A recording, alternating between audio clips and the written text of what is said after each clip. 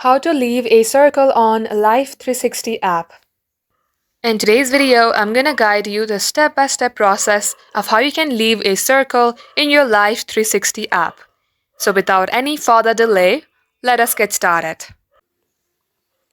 Launch your Life360 application from your device and get logged into your account. Now, in order to leave a circle, tap onto the settings icon on your left-hand side. Here you will see Circle Management at the second option. Tap onto it, and at the below page, you will be able to see Leave Circle. Tap Leave Circle and tap on OK.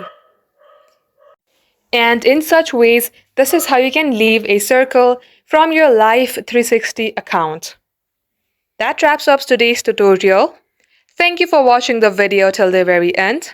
If you would like to see more videos on this topic, then do comment down below and we will catch you up in our next upload.